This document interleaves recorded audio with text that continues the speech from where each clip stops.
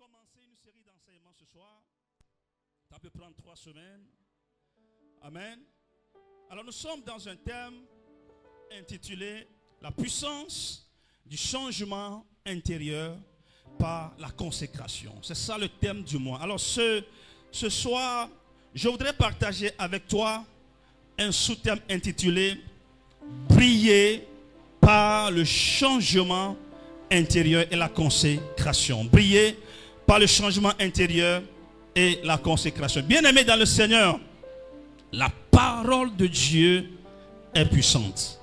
La parole est forte. La Bible la qualifie de marteau. Alléluia. Pour briser les choses. La Bible la qualifie de lumière.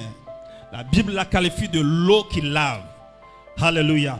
Donc ce soir, cette parole va laver ta vie.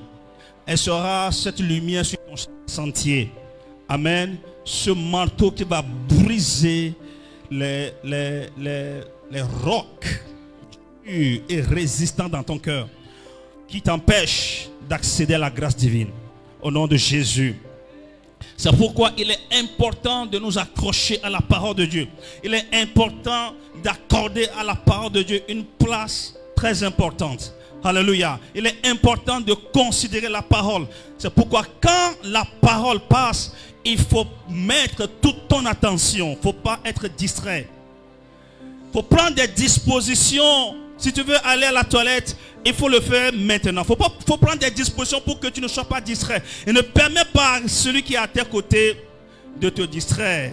Parce que cette parole va te faire du bien. Alléluia. La Bible dit que nous devons nous attacher à la parole de Dieu. Hébreux chapitre 2, le verset 1. C'est pourquoi nous devons d'autant plus nous attacher aux choses que nous avons entendues. C'est pourquoi nous devons d'autant plus nous attacher aux choses que nous avons entendues, de peur que nous ne soyons emportés loin d'elles. Il est important de s'accrocher à la parole que nous recevons de la part de Dieu. Il est important, n'est-ce pas, d'incruster dans notre cœur la parole de Dieu. Nous ne devons jamais nous éloigner de la parole parce que c'est elle qui nous bâtit, c'est elle qui nous fait. C'est elle qui fait de nous ce que nous sommes et ce que nous serons demain. Tu vois quelqu'un réussir en Christ, c'est la parole qui a fait de lui ce qu'il est devenu. Alléluia. C'est pourquoi j'accorderai toujours une grande importance à la parole de Dieu, moi. Amen.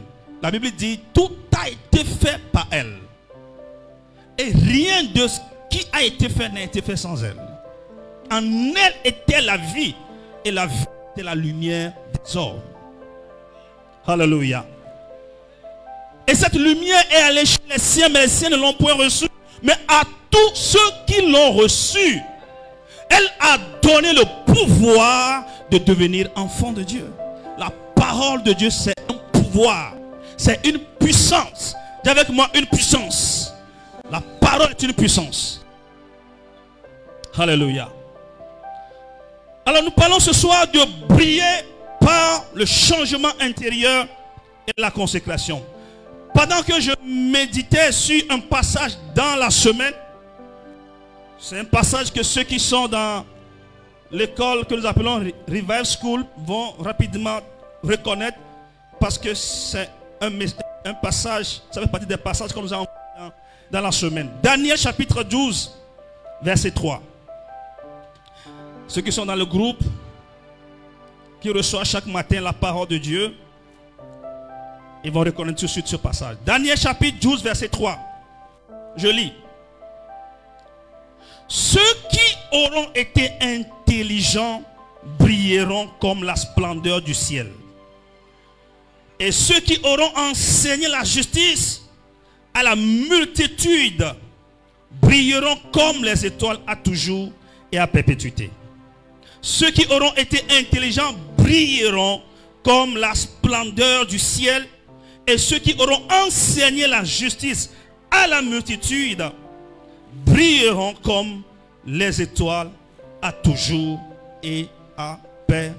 perpétuité. J'ai été particulièrement interpellé par 3 mots dans ce passage. Amen. Le premier mot, c'est le mot briller. Briller. La Bible dit ici qu'il y a une catégorie de personnes qui vont briller dans ce monde. C'est la parole de Dieu. C'est Dieu qui le dit. Et Dieu n'est pas un homme pour mentir. Il n'est pas un fils d'homme pour se repentir. S'il le dit, c'est que c'est vrai. Il y a certains qui brilleront dans ce monde. Pas tout le monde. Mais il y a certains qui brilleront. La Bible est claire. Ceux, ça veut dire qu'il y a plusieurs personnes. Mais ceux qui auront été intelligents brilleront. Comme la splendeur du ciel. Et ceux qui auront enseigné la justice à la multitude aussi brilleront comme les étoiles à toujours et à perpétuité. 2 groupes de personnes. Ceux qui sont intelligents, ils brilleront comme la splendeur du ciel. Mais ceux qui auront, au-delà du fait d'être intelligents, enseigné la justice, non seulement ils brilleront, mais eux, ils brilleront à perpétuité. Je ne sais pas dans quelle catégorie tu te trouves ce soir, mais le but de cet enseignement, c'est pour te pousser, même si c'est par force, à rentrer dans une catégorie. Est-ce qu'on est ensemble? 2 groupes de personnes. Ceux qui seront intelligents, il faut le souligner. Et ceux qui enseigneront la justice. Tu ne peux pas enseigner la justice si toi-même tu ne pratiques pas la justice. Donc ça veut dire que le premier groupe, c'est ceux qui sont intelligents. Et le deuxième groupe, c'est ceux qui sont justes. Dis avec moi ceux qui sont intelligents. Dis avec moi ceux qui sont justes. Alors, avant d'en arriver à l'expression intelligent et juste, qui va d'ailleurs être la quintessence de notre enseignement tout au long de cette série, les 2 choses-là, je vais quand même revenir à quelqu'un pour dire l'intention ultime de Dieu pour tous ses enfants, c'est qu'ils puissent briller, quelle que soit la nature, la situation de ce monde dans lequel nous vivons. Quelles que soient les situations, les circonstances, l'intention de Dieu, c'est que ses enfants puissent briller. Je vois quelqu'un briller ce soir au nom de Jésus. À partir de ce soir, tu vas commencer par briller.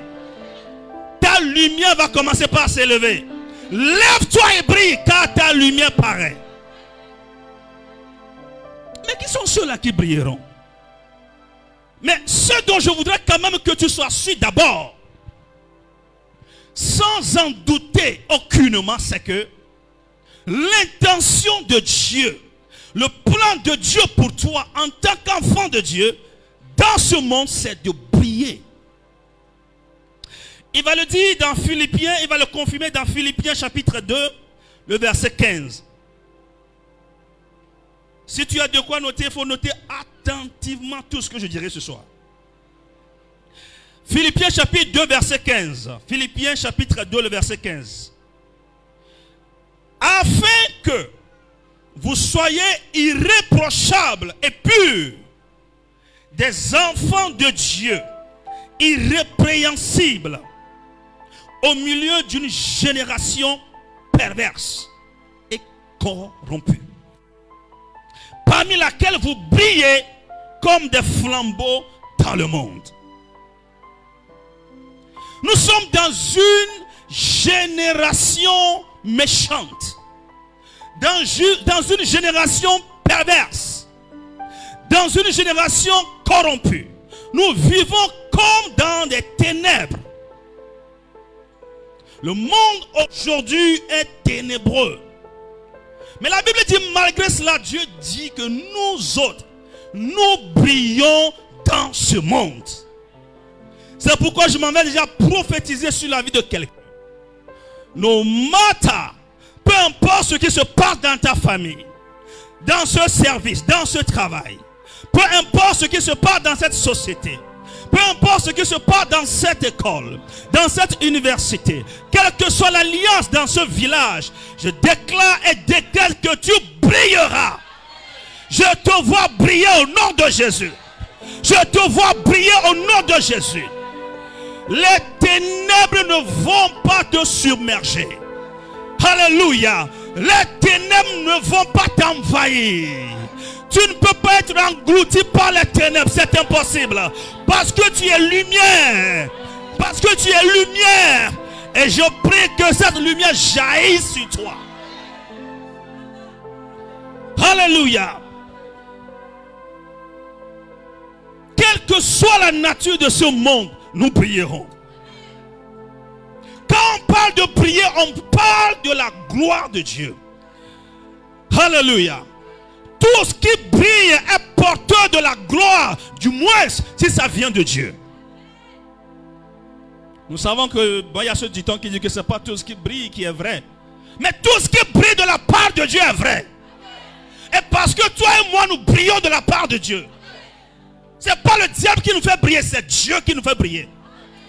D'ailleurs, c'est d'ailleurs pourquoi nous devrons savoir qui sont ceux-là qui brilleront réellement. Amen. De toutes les façons, que tu sois chrétien ou païen, les gens brillent. Nous pouvons voir même dans le monde des païens qui brillent. Mais de quelle lumière il s'agit? De quelle brillance s'agit-il?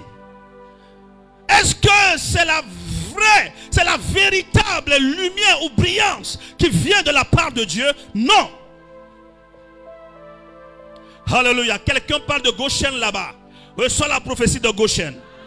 Goshen, c'est cette ville, ce quartier-là, cette ville en Égypte, où lorsque tout est ténébreux dans toute la nation d'Égypte, à Goshen, où se trouvent les Juifs, la lumière était là.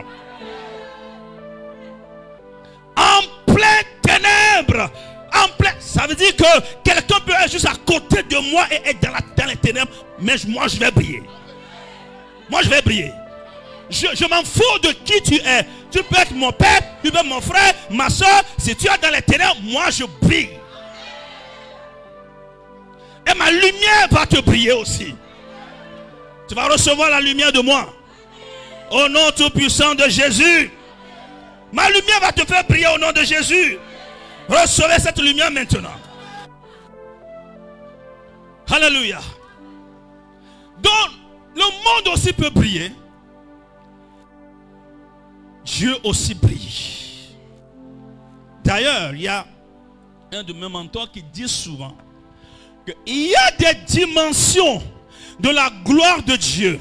Tu ne peux pas véritablement la porter si tu n'es pas connecté à l'une de ces deux sources. Soit tu es connecté à Lucifer, il te donne sa gloire. Soit tu es connecté à Dieu, il te donne sa gloire. Mais toi et moi, nous savons qu'il y a une grande différence entre la gloire que le diable peut donner et celle que Dieu peut donner. C'est d'ailleurs pourquoi lorsqu'il a conduit Jésus-Christ sur la montagne pour lui montrer la gloire du monde, lui disant, si tu acceptes simplement te prosterner devant moi, tu vois, cette gloire-là, elle m'appartient, je vais te la donner. Mais quelle a été la réponse de Jésus? Tu n'adoreras que le Seigneur, ton Dieu. Je ne veux pas ta gloire sur Lucifer. Je rejette ta gloire, mais je veux la gloire qui vient de Dieu. Donc Lucifer viendra toujours pour te proposer une gloire. Donc il y a une certaine montagne, dit-il, où lorsque tu es sur le point de parvenir là-bas, un esprit apparaîtra, soit venant de Dieu, soit venant de Lucifer, pour te dire, là où tu es en train d'aller, est-ce que tu es véritablement déterminé à aller là-bas? Si tu es véritablement déterminé à aller à ce sommet, à cette dimension, alors viens, nous allons faire un pacte. Soit tu fais un pacte avec Dieu, ou tu fais un pacte avec Lucifer. Sinon, tu ne peux pas briller dans cette vie. Tu ne peux pas briller dans cette vie. C'est l'un ou c'est l'autre. Parce que le diable a été clair. La gloire du monde, Dieu me l'a donnée. Dieu me l'a donné. C'est ce que le diable a dit à Jésus. Pourquoi est-ce qu'il dit que Dieu lui a donné? À travers le péché du premier Adam, la gloire qui nous a été réservée a été volée. Mais Dieu n'a pas juste une seule gloire dans sa poche. Ok? Il n'a pas juste cette gloire-là dans sa poche. Il est Dieu, il est souverain. Donc ça veut dire que Dieu a encore dans sa poche une autre gloire à donner.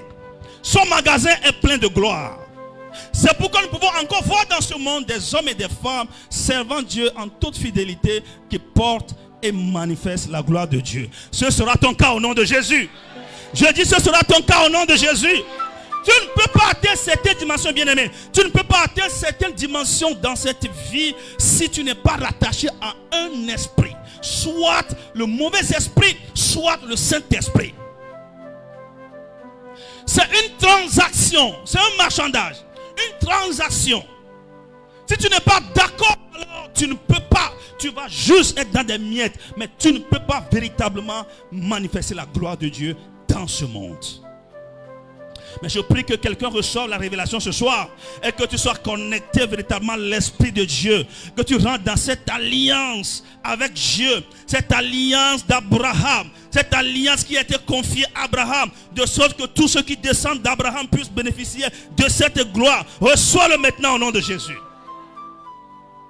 Jérémie chapitre 32, le verset 41. Jérémie chapitre 32, le verset 41. Dieu dit là-bas, je prendrai plaisir à leur faire du bien. Et je les planterai véritablement dans ce pays. De tout mon cœur et de toute mon âme. Regardez une puissante déclaration de la part de Dieu. Il dit, je prendrai plaisir à leur faire du bien. Je prendrai plaisir. Pour moi, faire du bien à mes enfants, c'est un plaisir. Si je ne leur fais pas du bien, je suis triste. Si je vois mes enfants souffrir, je suis triste. Si je vois mes enfants traverser des situations difficiles, je suis triste. Parce que pour moi, je me sens bien. Je me sens à l'aise. Pour moi, c'est un plaisir de voir mes enfants réussir. Dites-moi, quel père, quelle mère ne va pas se réjouir de voir son enfant prospérer? Qui? Quel parent? Quel père, quelle mère sera content de voir son enfant souffrir? Est-ce qu'on est ensemble? Ah oui, peut-être les sorciers. Peut-être les sorciers. Alléluia. Mais ici, Dieu nous dit, en tant que père, je prends plaisir à vous faire du bien. Donc, il ne faut jamais douter de la volonté de Dieu de te voir prospérer. Amen. Il y a un homme de Dieu qui a dit que si, du moment qu'on commence par parler de la prospérité, ton cœur commence par se soulever contre, c'est que tu es sous une véritable attaque. Tu es attaqué.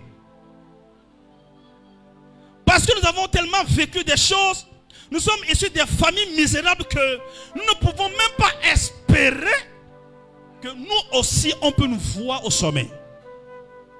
Mais laisse-moi te dire que c'est pourquoi Dieu t'a amené dans sa maison. Pour que tu sois hissé au sommet. J'avais un slogan qui dit ceci: nous appartenons au sommet et nous y parviendrons. Nous appartenons au sommet, nous y parviendrons. Notre position normale et légale, c'est le sommet. Mais quelque chose nous a ôté de là, mais nous retournons là-bas. Je vous l'assure, je retourne là-bas. Parce que c'est ma position légitime et normale. C'est le sommet. Ce n'est pas être quelque part en train de quémander. Non, ma position légitime et légale, normale, c'est le sommet. Le péché d'Adam nous a ôté de là. Le péché de mes parents m'a ôté de là. Mais avec le second Adam, Jésus-Christ, j'y retourne.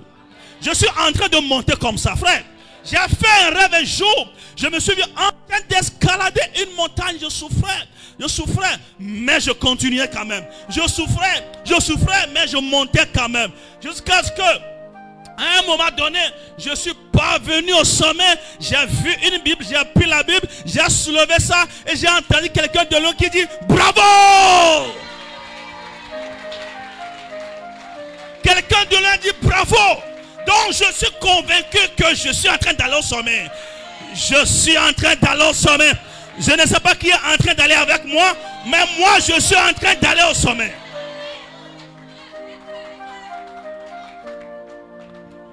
C'est notre place. Qui est même pas quoi que ce soit qui te dise le contraire. Personne ne peut adorer Dieu et mourir comme un chien. Ça ne vient pas de Dieu.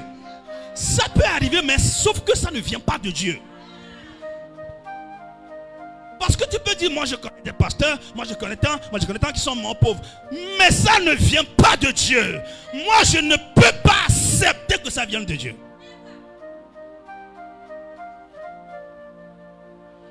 Alléluia. La souffrance peut venir un temps, mais pas pour toujours.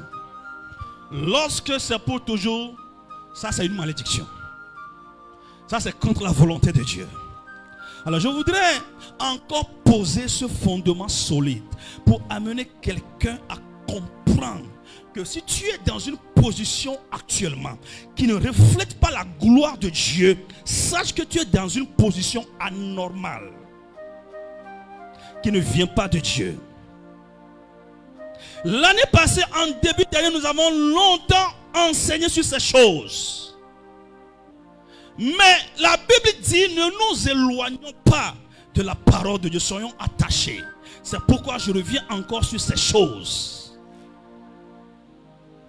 Pour que nous soyons convaincus que si je vis ce que je vis actuellement, et chaque jour de ma vie c'est souffrance, chaque jour de ma vie c'est des problèmes, chaque jour de ma vie c'est ceci ou cela, que tu sois convaincu que cela n'est pas. Parce que lorsque tu vas prendre le temps d'accepter ta situation, ta condition, que non, c'est la volonté de Dieu, c'est ce que Dieu veut pour moi, peut-être c'est mon destin. Qui t'a dit que c'est ça le destin? Ça c'est une fausse compréhension du destin. Le destin que moi je connais Dieu, c'est que je connais pour moi, Dieu, je connais le dessein que j'ai formé pour votre vie. C'est un plan de bonheur et non de malheur. C'est comme ça que la Bible a défini le destin. C'est comme ça que la Bible a défini le destin. Un plan de bonheur et non de malheur. Donc quand ta vie c'est une vie de perpétuel malheur, c'est que c'est anormal. Tu n'es pas en train de vivre la Bible. Tu dois t'offusquer par rapport à cela. Tu dois te lever et tu dois combattre cet esprit. Alléluia. La dernière fois qu'on était dans le camp de prière au Togo, on priait contre la pauvreté. À un moment donné, j'ai vu m'assurer. Je dis, quoi, Seigneur Jésus? Je priais, je dis, je rêve la pauvreté. Je priais, je haïssais l'esprit là. Je suyais partout, de la tête jusqu'aux pieds. De sorte que quand demain la pauvreté va me croiser dans un coin quelque part, que lui-même commence par fuir. Est-ce qu'on est ensemble? Donc si tu arrives à t'habituer avec ta condition, ok? Tu t'habitues avec ta condition, tu es né comme ça, tu es né dedans, tu as grandi dedans. Et puis bon, c'est comme ça, le père est mort, le grand-père est mort, le grand frère est mort, la grande soeur est morte. Tu t'habitues. Ce n'est pas Dieu. Tu ne dois pas te contenter de cela. Est-ce qu'on est ensemble? Ça, c'est ce qu'on appelle une malédiction. C'est une malédiction. Et il n'y a pas la malédiction chez Dieu. C'est pourquoi je prie maintenant. S'il y a quelqu'un au milieu de nous ici, tu commences par remarquer ce que ton grand-père a vécu, ton père a vécu, et tes grands frères, tes grands soeurs sont en train de vivre la même chose. Je maudis cet esprit dans ta vie au nom de Jésus. Je maudis cet esprit dans ta vie au nom de Jésus. Je brise ce lien dans ta vie au nom de Jésus. Parce que toi, ce n'est pas le sang là qui est en toi.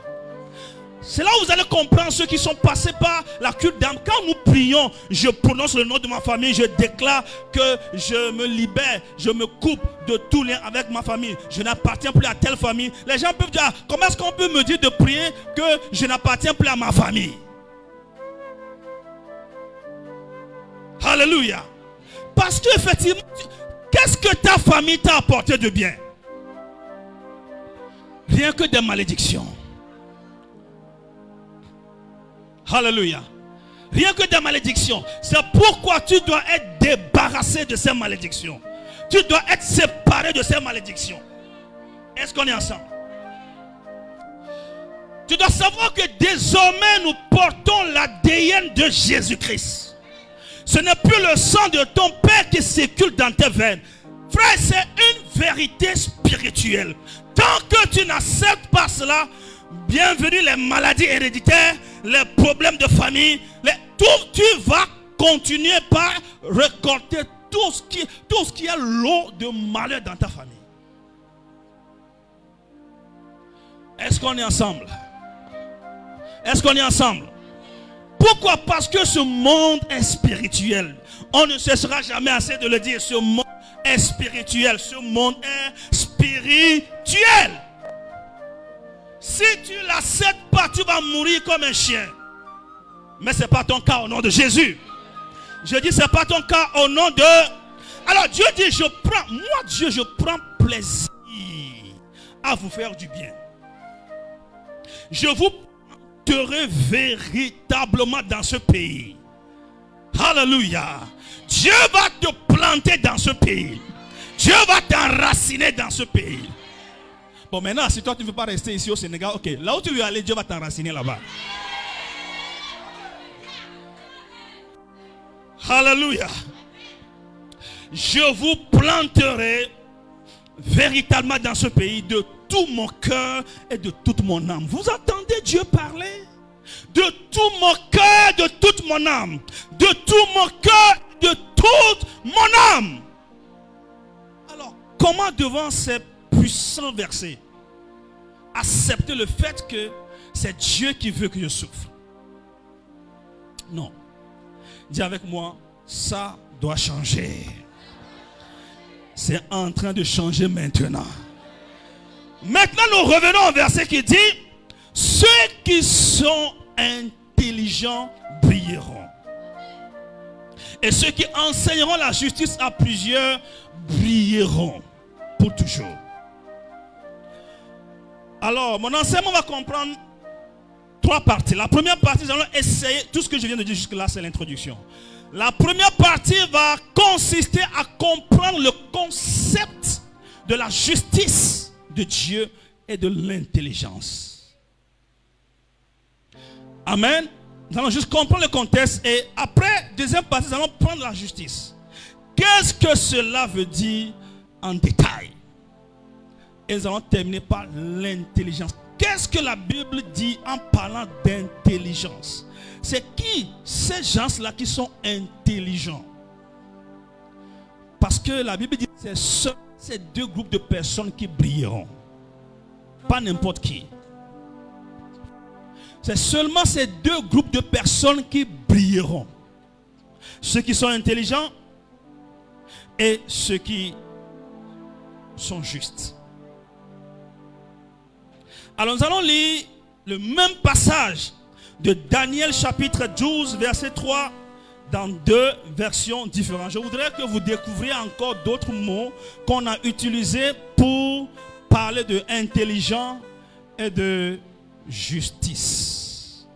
Alors nous allons prendre d'abord la Bible seconde de 1921. Donc c'est une autre Bible version seconde. Ceux qui auront été perspicaces. Donc ici nous voyons que à la place d'intelligent, on parle de être perspicace. Ceux qui auront été perspicaces brilleront comme la splendeur du ciel. Et ceux qui auront enseigné la justice à beaucoup brilleront comme les étoiles pour toujours et à perpétuité. Nous allons prendre maintenant la version français courant. J'espère que vous me suivez attentivement. Suivez-moi tout simplement attentivement. Nous sommes en train d'aller quelque part. Daniel 12, 3. Bible, français courant. Les gens intelligents rayonneront de splendeur comme la voûte céleste. Après avoir montré aux autres comment être fidèles, ils brilleront pour toujours comme des étoiles. Donc ici nous voyons le mot justice remplacé par quoi? Est-ce que vous me suivez vraiment? Remplacé par quoi? Vous ne me suivez pas. Vous ne me suivez pas. Les gens intelligents rayonneront de splendeur comme la voûte céleste. Après avoir montré aux autres comment être fidèles, ils brilleront pour toujours comme des étoiles. Justice est remplacée par quoi ici? Fidèle. Non, fidélité. Alors, donc, retenez-le très bien. Nous avons vu un autre mot qui remplace ici intelligent. C'est perspicace. Et nous voyons maintenant un autre mot qui remplace la justice, c'est la fidélité. Alors nous allons essayer de comprendre le concept de la justice. Selon le dictionnaire profane, justice, je préfère commencer par justice. Pourquoi? Je vais expliquer la raison. Je préfère commencer par justice parce que, rapidement avant d'aller dans les détails, parce que la justice de Dieu, la justice émane de Dieu. La justice relève du monde spirituel. La justice relève de Dieu, relève de la divinité. La justice, c'est quelque chose de spirituel. Seul Dieu peut être juste. Jésus l'a déclaré dans la Bible, n'est-ce pas? Pourquoi est-ce que tu m'appelles juste? Ou bien bon. Seul Dieu est bon. Seul Dieu est juste. Donc la justice relève du domaine spirituel. C'est tout un concept. Ce n'est pas juste un mot juridique. Non, ici, quand nous parlons de justice, il faut oublier le juridique. C'est tout un concept. Et ma Bible dit, c'est ceux-là qui vont pouvoir vivre la justice, ils brilleront. Mais lorsqu'ils vont encore enseigner la justice, maintenant ils vont briller pour toujours. Donc c'est quoi la justice?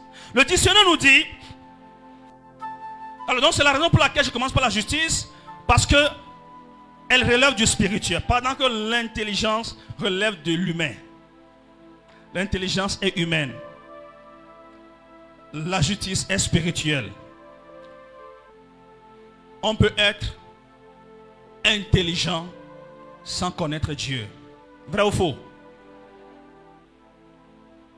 Mais tu ne peux pas être juste si tu n'es pas de Dieu.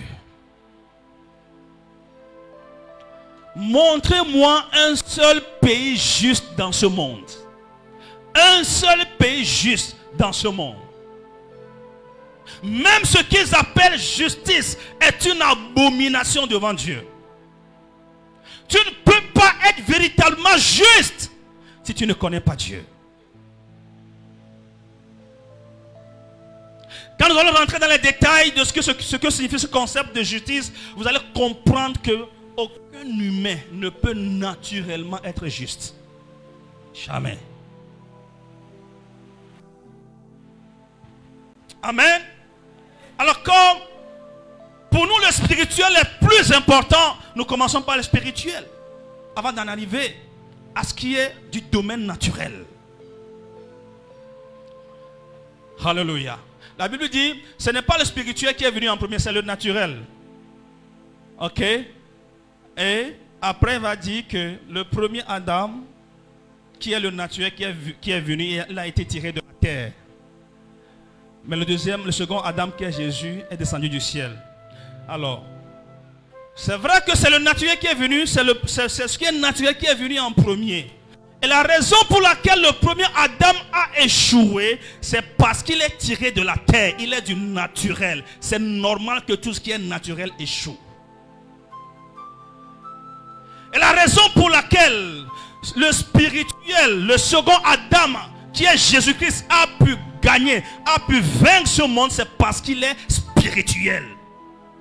J'apporte cette précision dans 1 Corinthiens chapitre 15 pour que vous puissiez comprendre qu'il faut toujours le spirituel. C'est pourquoi je ne veux pas commencer par le physique, je veux commencer par le spirituel. Il faut que le spirituel soit le fondement de ta vie. Il faut que le spirituel soit la base de ta vie. Si tu commences par le charnel, par le naturel, regardez là où le naturel nous a amenés aujourd'hui. Regardez là où le naturel t'a amené. Donc, nous devons commencer par le spirituel. Le spirituel, c'est le fondement de notre vie. Quand nous commençons par le spirituel, nous réussissons. Mais quand nous commençons par le naturel, nous échouons. Dans la raison pour laquelle Adam a échoué, c'est tout simplement parce qu'il est naturel. Il ne peut pas réussir. Alléluia. Est-ce qu'on est ensemble? Donc, c'est pourquoi ce n'est pas normal que le naturel vienne en premier. Quand vous lisez 1 Corinthiens 15, vous allez comprendre. Gloire à Jésus. Alors, je définissais la justice ainsi. Principe moral qui exige le respect du droit et de l'équité. Là, je parle du dictionnaire profane.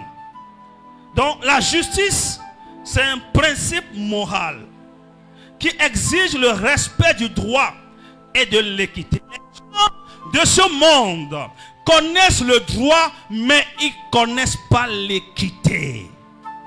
Parce que l'équité se base beaucoup plus sur la morale. La morale, c'est une loi non inscrite. C'est une loi non écrite. Ce n'est pas écrit quelque part. Mais c'est une loi que Dieu a inscrite dans le cœur des hommes. C'est pourquoi la justice ne peut jamais être de ce monde. Est-ce qu'on est ensemble? Est-ce qu'on est ensemble? Donc, il désigne aussi la rectitude, c'est-à-dire la conformité à la raison, à la règle, au devoir que Dieu met dans l'âme par sa grâce. Donc, ce principe moral, même le dictionnaire profane, c'est-à-dire le dictionnaire que nous connaissons, reconnaît que la justice est un principe moral que Dieu met dans l'âme de l'homme par sa grâce. Ça veut dire qu'aucun homme naturel ne peut pas vivre la justice. Même tous ceux qui crient aujourd'hui qu'ils sont justes, quand ils vont prendre le pouvoir, rien de cela, ce n'est pas possible, c'est humain. Ça les dépasse. Yeah. Alors, nous avons vu que nous avons utilisé, une autre version a utilisé le mot fidélité pour remplacer la justice. Alors, la fidélité, ici, nous dit quoi? Elle signifie aussi l'exactitude, vérité, sincérité, qualité de quelqu'un qui est fidèle, dévoué, attaché à quelque chose ou à quelqu'un. Dévoué, attaché à quelque chose ou à quelqu'un. Vous commencez maintenant par comprendre la raison pour laquelle la Bible dit c'est les justes qui brilleront. Les justes sont ceux-là qui sont fidèles. Les justes sont ceux-là qui sont attachés à Dieu. Alléluia. Les justes sont ceux-là qui sont dévoués à Dieu. Est-ce qu'on est ensemble? Alors, la compréhension divine de la justice ou la compréhension de la justice divine. Par rapport à Dieu, la justice est la manifestation de la sainteté de Dieu dans ses rapports avec la créature morale. La justice est la manifestation de la sainteté de Dieu C'est la manifestation de la sainteté de Dieu. Donc, qui sont ceux-là qui brilleront? C'est ceux qui manifestent la sainteté de Dieu. Vous comprenez le verset maintenant? Est-ce qu'on peut avancer? On va avancer juste un peu et nous allons nous arrêter là pour aujourd'hui. Ces lois ont un caractère de nécessité car elles sont inévitables et inviolables. C'est des lois qui ont été bâties par Dieu lui-même. Elles maintiennent et défendent l'ordre moral créé par la volonté sainte de Dieu. Donc quand on parle de justice, on parle de l'ordre moral. C'est un ordre qui existe mais qui n'est pas consigné dans un livre quelque part. Sinon, dans le livre de Dieu, c'est-à-dire la Bible. Et la différence entre ces lois et les lois humaines, c'est que pour les lois humaines, il y a quelqu'un derrière vous qui vous dit si vous ne respectez pas, on va vous taper. Mais chez Dieu, si tu ne respectes pas, on laisse ta conscience te juger. C'est ça qu'on appelle le droit moral. C'est ta conscience qui te réprimande. C'est ça le droit naturel. Qui définit l'ordre naturel des choses. Qui définit le monde dans lequel nous sommes. La nature qui nous en... Tout ce que vous voyez se repose sur des lois et des principes. Quand vous les violez, c'est la nature même qui te corrige. Ce n'est pas un gendarme quelque part qui va te convoquer, non. Quand tu violes ces lois naturelles, ces lois morales, c'est la nature qui va te convoquer. C'est la nature qui va te corriger. Est-ce qu'on est ensemble? Suivez attentivement. Si tu veux briller, il y a un prix à payer. Il y a des choses à faire. Vous voulez voir et manifester la gloire de Dieu, il y a des choses à faire. Il y a des prix à payer. Et c'est ce que je suis en train de vous expliquer. Après avoir crié, il faut te demander maintenant qu'est-ce que je dois faire. C'est ça que nous allons découvrir à travers ce voyage. Très important, ne le rate pas. Ceux qui sont passés par là ont compris ces choses. Ont compris ces choses. Par rapport à l'homme, la justice est la conformité à la volonté de Dieu. La conformité à la volonté de Dieu. Donc vous comprenez que la justice dont il s'agit ici, ce n'est pas juste l'application d'une règle de droit, non. C'est la conformité à quoi? À la volonté de Dieu. Alors qui sont ceux qui brilleront? Tu as la réponse. Tu as la réponse. Est-ce qu'on est ensemble? Vous savez, les chrétiens veulent être bénis, mais ne veulent pas payer de prix. Ne pas payer de prix. Mais je serai méchant contre toi en connaissant ces choses, en les pratiquant dans ma vie, que ça marche pour moi, que je ne t'enseigne pas. Sinon, va prier toutes les prières que tu connais. Va jeûner tous les jeûnes que tu connais. Rien ne changera. Parce que tu aurais violé quelque part la justice divine. Et la nature va se révolter contre toi. La loi de la semence et de la moisson. Est-ce une loi? C'est une loi. C'est la loi de la nature.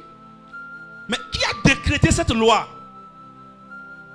Qui a décrété cette loi? C'est Dieu. Il a décrété la loi de la nature, la loi de la semence et de la moisson. C'est une loi. Et la nature est assise sur cette loi. Les paysans comprennent cette loi. C'est pourquoi chaque fois qu'ils sont en présence d'une semence, ils respectent cette semence-là. Ils l'honorent. Ils la cachent quelque part où les enfants ne pourront pas toucher à ça. La semence. La loi de la semence de la moisson. C'est juste un exemple. Donc quand tu en viens à enfreindre à cette loi, eh bien la nature ne va pas répondre à ton attente. Vrai ou faux? Tu ne sèmes pas. Est-ce que la saison prochaine tu pourras moissonner? Hein? Est-ce que tu pourras moissonner? Donc voilà la loi de Dieu. Voilà la morale de Dieu. Voilà la loi naturelle. Donc, on nous dit ici que la justice, c'est la conformité à la volonté de Dieu. Idéalement, elle est l'état de celui qui se met en face de Dieu, en face, c'est-à-dire vis-à-vis de Dieu, dans une attitude d'entière dépendance et de soumission totale.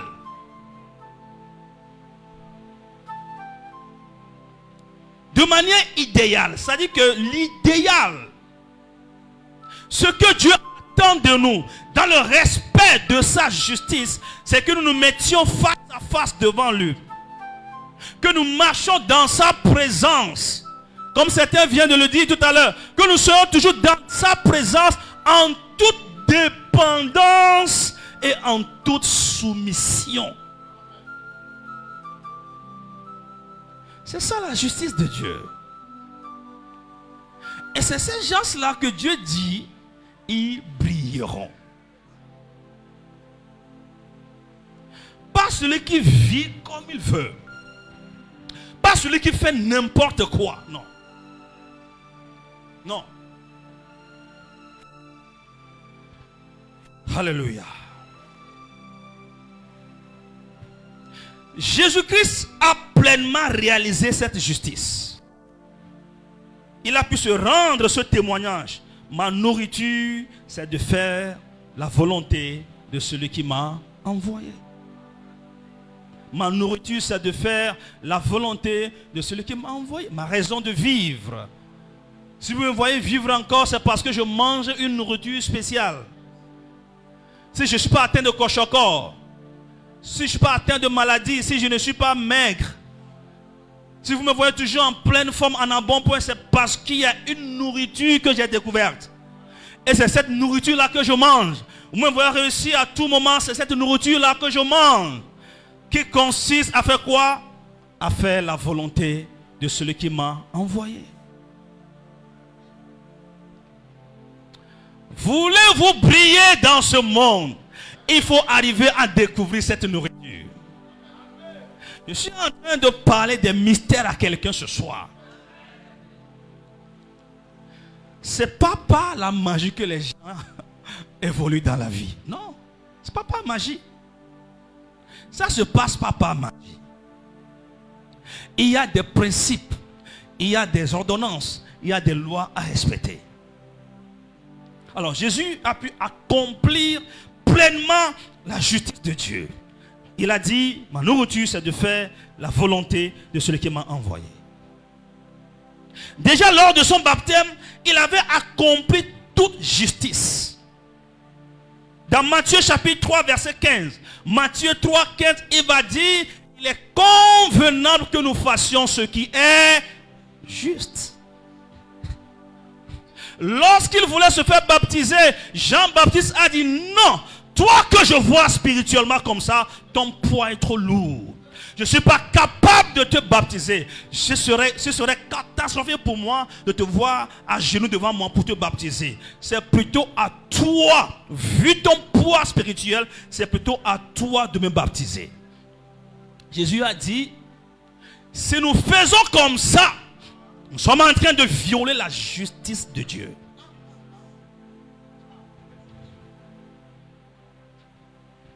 Je peux être spirituellement plus lourd que toi, mais c'est toi qui m'as devancé.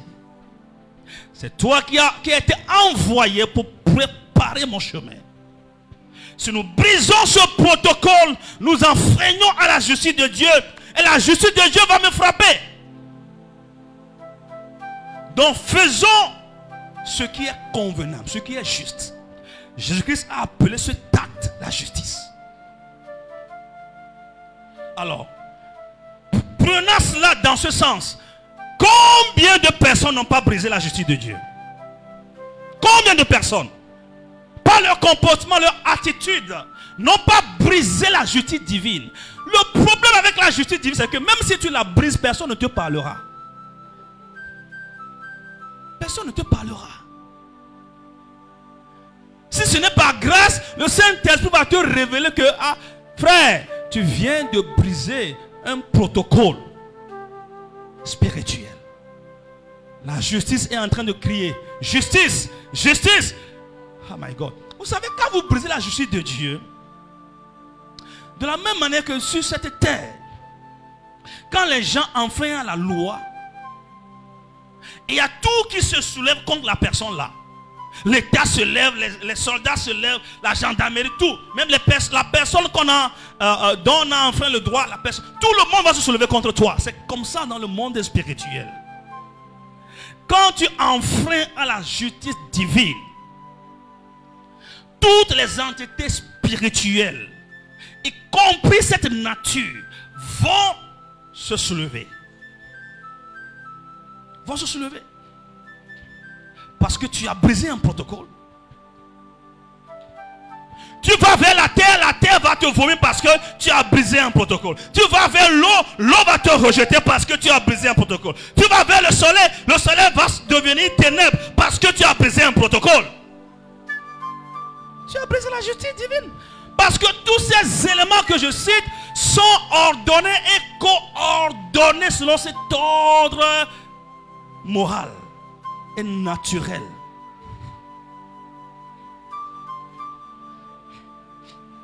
Donc dès que tu touches à cet ordre, le Saint-Esprit m'a expliqué quelque chose quand je lisais le passage sur le respect des autorités. J'ai eu peur. J'ai eu peur.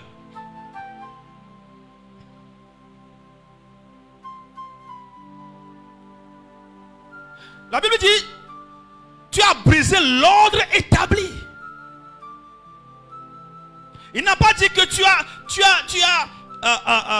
brisé l'autorité. Non, tu as brisé l'ordre établi. Je me suis posé la question de savoir c'est quoi cet ordre établi. Donc c'est cet ordre établi que tu veux renverser qui va courir après toi. Parce que toi tu viens pour démolir l'ordre que Dieu le créateur du ciel et de la terre a établi. Je suis sorti de mon enseignement. Ce n'est pas vraiment dans ça que je veux avancer. Mais ça c'est juste une parenthèse. Est-ce que vous comprenez? Ça c'est des choses que le Saint-Esprit m'enseigne seul. Que je mets en pratique dans ma vie. Et qui fait que les portes s'ouvrent devant moi. Qui fait que je rentre dans certaines connexions. Je ne parle pas mais j'avance. Je ne fais pas du bruit mais j'avance. C'est des choses que le Saint-Esprit m'a enseigné. L'ordre établi.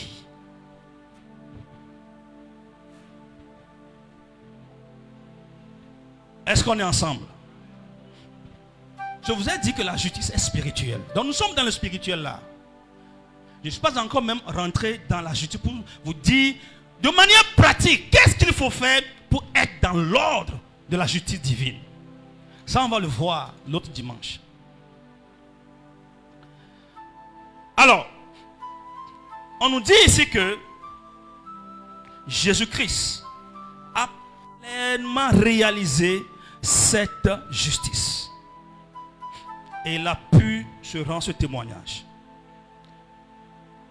Et dans Matthieu 3,15, nous voyons encore une autre confirmation de Jésus-Christ qui respecte l'ordre établi, c'est-à-dire la justice de Dieu, par son obéissance complète à la volonté de son Père.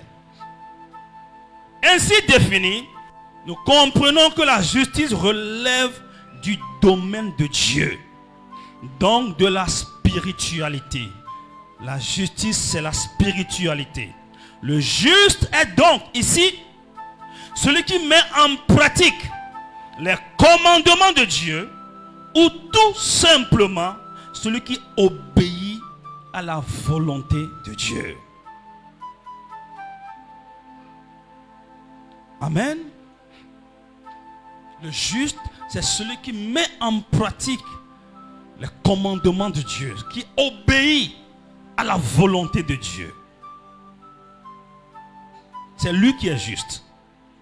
Dans Hébreux chapitre 6, le verset 10, Hébreux 6, 10 nous dit: car Dieu n'est pas injuste pour oublier votre travail et l'amour que vous avez montré pour son nom, ayant rendu et rendant encore des services aux saints. Voilà un exemple de la justice.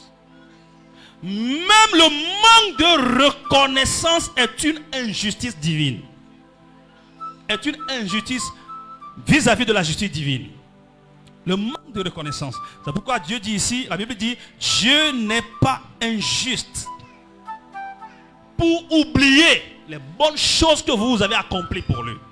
Donc, si toi tu oublies les bonnes choses que Dieu a faites pour toi, tu es injuste. Si toi tu oublies les bonnes choses qu'une personne a faites pour toi, tu es injuste. Et parce que tu es injuste, tu es en train de toucher à l'ordre établi. Il y a certaines choses qui vont se soulever contre toi sans que tu ne saches. Tu ne sauras jamais que c'est cet acte-là, juste un simple acte de méconnaissance. Ok? Un simple acte, n'est-ce pas, d'absence, de manque de reconnaissance.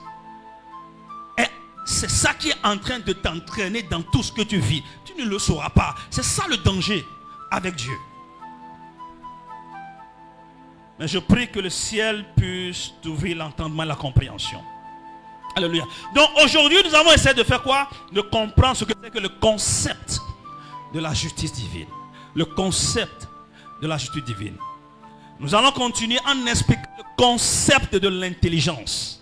Et quand nous aurons terminé avec ça, nous allons maintenant prendre la justice, rentrer à l'intérieur pour disséquer cela, pour voir, alors pour être en marche, pour être en phase avec Dieu. Qu'est-ce que je dois faire de manière concrète et pratique pour rentrer dans la justice divine? Parce que ne l'oubliez pas, c'est seuls les justes qui brilleront.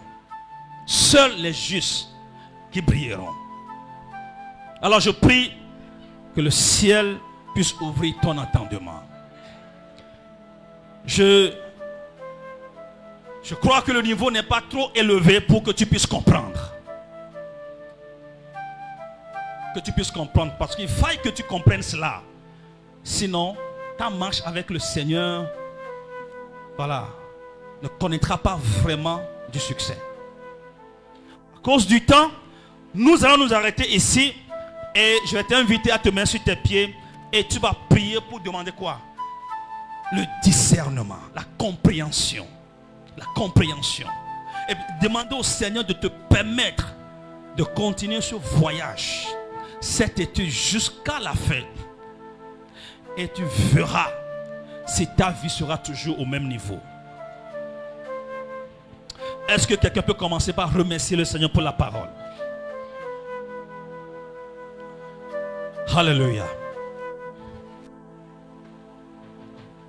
Kabo Shalabaya. La Bible dit, tu as aimé la justice. Tu as aimé la justice et tu as haï l'iniquité. Tu as aimé la justice et tu as haï l'iniquité. C'est pourquoi, oh Dieu, ton Dieu t'a oint d'une huile de joie.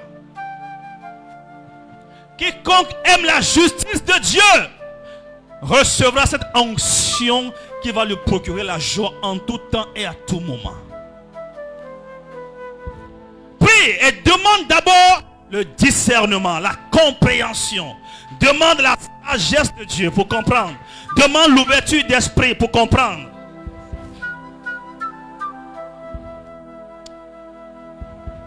Tu as besoin de comprendre cela. Tu dois le comprendre. Tu dois le comprendre. Prie sincèrement que ton cœur soupire pour la compréhension de ces mystères spirituels.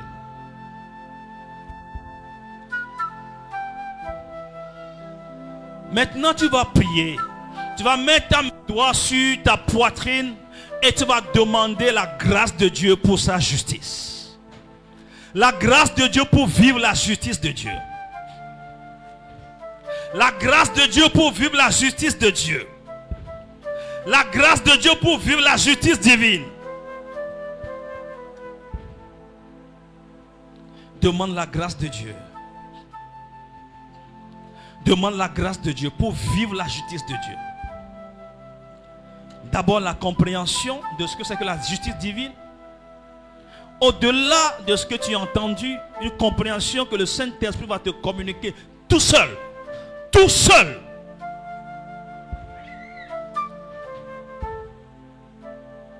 Et ensuite, demander la grâce pour vivre la justice de Dieu. Demandez la grâce pour vivre la justice de Dieu. Que ta prière soit sincère ce soir. Que ta prière soit sincère ce soir. Parce que nous sommes appelés à briller. Quels que soient les cas, nous devons briller. Oh, pour briller, il faut vivre la justice de Dieu. Ce concept qui ne se trouve pas sur la terre des vivants. Seuls les hommes et les femmes spirituelles pourront vivre la justice divine. Et toi et moi, nous sommes des femmes, des êtres spirituels, des hommes spirituels. Alors demandons de tout cœur la grâce. Que Dieu dépose cette justice dans ton cœur. Que Dieu dépose. Que Dieu dépose. Que Dieu dépose. Que Dieu dépose cette justice dans ton cœur. Les brasso palinda malaka pasotaya. Jésus connaît cela. C'est pourquoi il a dit, faisons ce qui est juste. Faisons ce qui est juste. Faisons ce qui est juste. Respectons l'ordre établi. Seigneur, aide-nous à grandir dans la justice divine. Aide-nous à grandir dans cette justice. Non pas celle des hommes, mais la justice de Dieu. Non pas la justice des hommes, mais la justice de Dieu. Saint-Esprit, merci de nous garantir cette portion importante de la justice divine. Je prie maintenant, Seigneur, pour ton peuple. Il y a des choses, l'effort humain ne pourra pas le faire. L'esprit veut, mais la chair est faible. Nous avons besoin donc que l'esprit vienne renforcer, empuissancer la chair pour se soumettre à la volonté de Dieu. Alors je prie que ton esprit descende, que l'esprit de Dieu touche ton cœur, touche ta vie, afin que ce que tu étais incapable de réaliser, incapable de faire avant, que par miracle tu puisses te retrouver en train de le faire. Je prie que l'esprit te donne la force. Je prie que l'esprit te donne le courage. Je prie que l'esprit te donne l'énergie qu'il faut. L'énergie qu'il faut. L'énergie qu'il faut. L'énergie qu'il faut pour mettre en pratique ces enseignements. Père, je prie que tu imprimes dans nos cœurs la justice de Dieu. Imprime dans nos cœurs ta justice. Imprime dans nos cœurs ta justice. Imprime dans nos cœurs ta justice. Imprime dans nos cœurs ta justice. Au nom tout-puissant de Jésus. Père, que soit la louange, la gloire et la magnificence. Au nom tout-puissant de Jésus. Amen.